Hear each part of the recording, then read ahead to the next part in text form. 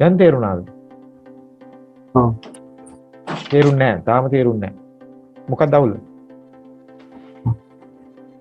මම උදාහරණයක් දැක්කා මේ අපේ මේ බැච් එකේම දැන් ඊන පෙරේද ලෙසන් එකකදී එක්කෙනෙකුට ප්‍රශ්නයක් ආවා. දැන් ඊට පස්සේ සර් ක්ලියර් කරා. ඊට පස්සේ සර් ආයෙ ඇහුවා යාගෙන් ක්ලියර්ද කියලා.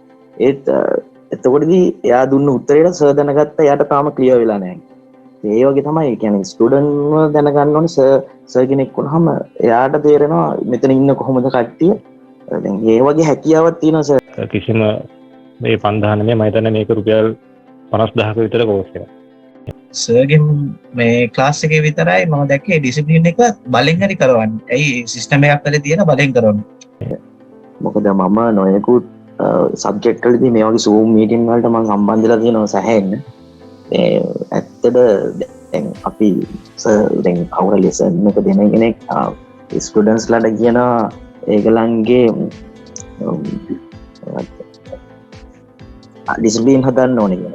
ඒකට සමහර වෙලාවට අපි දැන් ටයිම් එකක් දෙනවා Zoom මීටින් එක 9ට තියෙනවා. අපි ඒ වුණාට දැන් අපි කාර්යබහුල වෙලා තියෙනවා. ඒ වුණාට දැන් අපි කියදන් කළා කරන්නේ මොකද ඒකේ ලෙසන් එකේ භාගයක් මිස් වුණොත් ඒකත් වැඩක් නැහැ තියෙනවා. රෙකෝඩින් බෙල්ලා කියලා මම නම් හිතන්නේ ලොකුවට මේ ලොකු දෙයක් ගන්නවට වඩා අර ලයිව් අපි ඒක ඒ වෙලේම ප්‍රශ්නයක් තියෙනවා නිරාකරණය කළා. ඒක මම හිතනවා ඒක ගොඩාක් හොඳයි.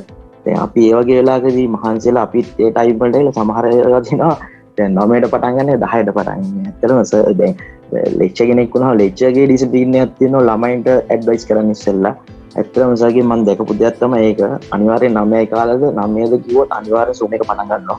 ඒ කියන්නේ අර ඉන්න ස්ටුඩන්ට්ස් ලාගේ වෙලාව නාස්ති නොකර අනිවාර්යෙන් ඒ දෙයක් වෙන්නේ නැහැ. මොකද ඒකට තමයි සර් කෙනෙක් වුණත් විශ්වාසයක් එතකොට මේ ක්වොලිටි එකක් උනත් තියෙන්නේ එතනදි කියලා මම හිතනවා. ඒ වගේම තමයි සර්ගේ දැකපු දෙයක් තමයි මීට ඉස්සෙල්ලා මම ලෙක්චර්ස් ලා ගිහින් ලෙක්චර්ස් අරන් තියෙන Zoom මීටින් වල සර්ගේ දැකපු දෙයක් තමයි සර්ගේ අමුතුම ස්ටයිල් එකක් තියෙන. ඒ කියන්නේ මීටින් එකේදී සාමාන්‍යයෙන් විවිධ මේ තරදිර මේ කියන්නේ බුද්ධි මට්ටම් වල කට්ටිය එනවා.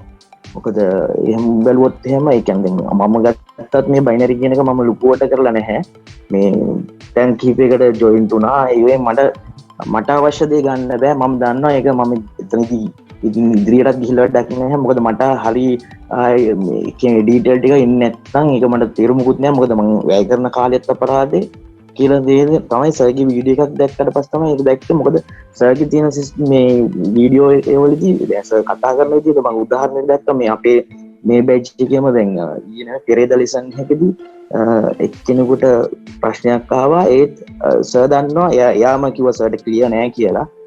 දැන් ඊට පස්සේ සර් ක්ලියර් කරා. ඊට පස්සේ සර්ට ආයෙ ඇහුවා යාගෙන් ක්ලියර්ද කියලා. ඒත් එතකොටදී එයා දුන්න උත්තරේට සර් දැනගත්තා එයාට තාම ක්ලියර් වෙලා නෑ.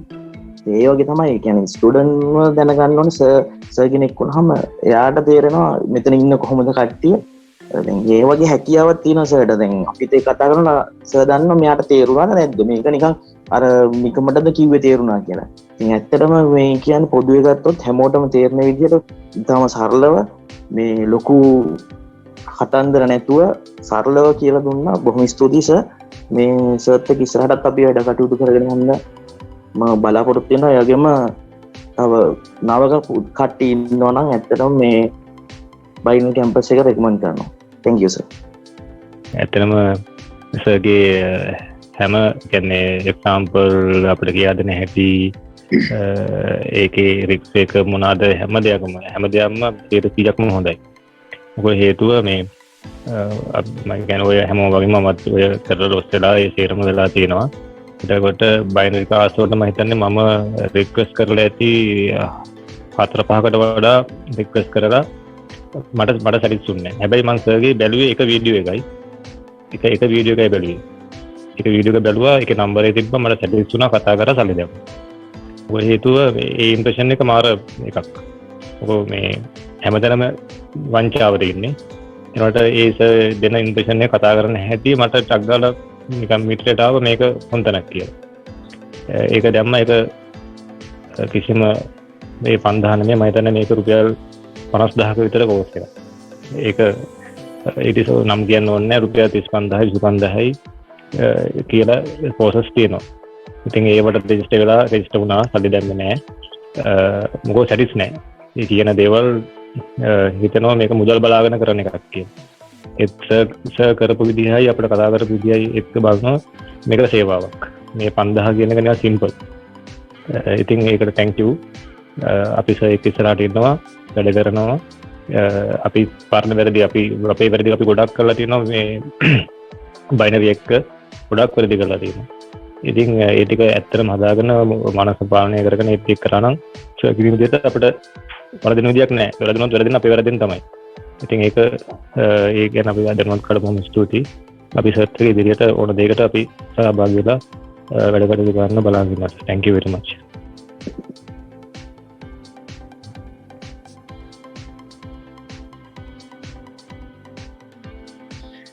සර් මාත් කතා කරන්න ඕන කියලා හිතුවා. සර්ගේ ක්ලාස් එකට ජොයින් වෙන්න කලින් මමත් ඇත්තටම වෙන ක්ලාස් එකකට ජොයින් වුණා. සර්ට මම මේක කියලාත් ඇති මේ ඊට පස්සේ කොහොම හරි මේ සල්ලිත් නාස්ති වුණා අන්තිමට ඇති වැඩක් වුණ නැහැ. මේ අනිත් එක අර සර් කියනවා වගේ මැනේජ්මන්ට් එකේදී ටයිම් මැනේජ්මන්ට් එකක් වැදගත් වගේ පටන් ගන්නවා කියන්නේ සමහරලාට 9ට විතර ඒ වුණාට පටන් ගන්නකොට 11:00 විතර වෙනවා. සමහරට 2 විතර වෙනකන් ක්ලාස් එකක් කරනවා. මේ කතා කරන්නේ ගොඩක් වෙලාවට මේ ක්ලාස් එකට අදාළ දේවලුත් නෙමෙයි. එහෙම ගැටලු ගොඩකට මුහුණ දෙන්න උනා. අනිත් එක ඉන්ට්‍රොඩක්ෂන් ක්ලාසස් 4ක් විතර යනවා මාසේ පුරාම හැම සිකුරාදම. ඊට පස්සේ ස්ට්‍රැටජි කියලා දවස් 2ක් කරා. එතනින් ක්ලාස් එක ඉවරයි. ඉතින් මේ මං හිතන්නේ ඊට වැඩිය දෙයක් අපිට YouTube එක බලලා ගන්නත් පුළුවන්. ඉතින් ඒ වගේ ක්ලාසස් අතර මං හිතනවා සර් ඊට වැඩිය ලොකු දෙයක් කරනවා. ඉතින් මේ මිනිසුන්ගේ සල්ලි හරි අපරාධි ලංකාවේ ඉතින් අමාරු වෙන දෙයක් කරන්නේ. අර දීලා තියෙන අපේ බලෙන් කමෙන්ට් එකක් ගන්නවා highly recommend කරන්න කියලා. ඉතින් ඒ වගේ දේවල් නොවෙනවා නම් ඇත්තටම වටිනවා පව් මිනිස්සු. අපේ අලුත් ළමයිනුත් පව් කියලා මට හිතෙනවා. ඉතින් ඒ නිසා මං සර්ගේ ක්ලාස් එක අපිට රෙකමන්ඩ් කරගෙන යන්න පුළුවන් නම් වංචාකාරීනුත් අඩු වෙයි සමහර විට. මේ සර්ත් එක්ක ඉතින් ලොකු ගමනක් යන්න පුළුවන් වෙයි කියලා හිතෙනවා. ගොඩක් ස්තුතියි සර්. ඉතින් මෙහෙම කරන සේවයක් ඇත්තට මේක ළමයින්ට. Thank you sir.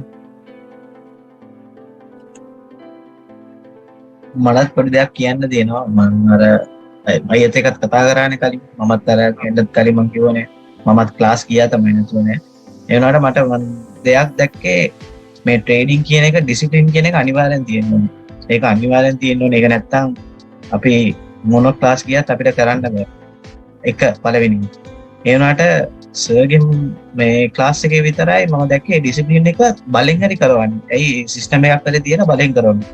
නැත්තම් වෙන ක්ලාස් වලත් සමහර කට්ටිය කියනවා තමයි ට්‍රේඩ් 3ක් තියාගන්න, දැන් 4ක් තියාගන්න, විත්ඩ්‍රෝ කරන්න, මේව කරන්න කියලා කිව්වට කවුරුත් අපිව කන්ට්‍රෝල් කරන්නේ. අපිත් අපේ මයින්ඩ්සෙට් එක වෙනස්නේ. සර්ගේ මයින්ඩ්සෙට් එක ගත්තොත් සර්ට අර හොඳ මේක පරිණත භාවයක් තියෙනවා. අපිට එහෙම කියන එකක් නෑ ට්‍රේඩින් වල. අපිට තියෙන්නේ අර ආවේගය කියන එක තියෙනවා. ටක්කාර.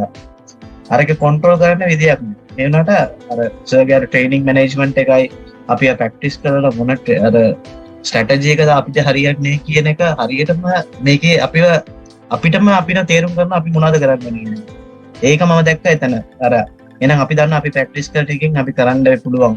බැරිද? ඊට පස්සේ ට්‍රේඩින් මැනේජ්මන්ට් එක අපේ ලොස්ට් එක කන්ට්‍රෝල් කරලා දෙනවා. දැන් අපි අතන ආවේගය වුණා නම් අපි අනිවාර්යෙන් ලොස්ට් වෙනවා. කවුරුන්න මොන ට්‍රේඩ් ගත්තත්. අන්න මේක මෙතන කන්ට්‍රෝල් කරනකොට අපිත් අර කන්ට්‍රෝල් වෙනවා. මේ ට්‍රේඩින් එකේ ඩිසිප්ලින් එක හැදෙනවා. දැන් හැම ට්‍රේඩින් ගත්තාම ෆොරෙක්ස් උනත් මොන ට්‍රේඩින් ගත්තා ඒ ඩිසිප්ලින් එක හදන්න ලොකු තැනක් ගන්නවා මම හිතන විදිහට සර් ඒක නිසා තමයි මම හිතන්නේ මේ ක්ලාස් එක හොඳයි කියලා ගොඩක් අයට මේ ට්‍රේඩින් වල හොඳ තැනක් පටන් ගන්නවා.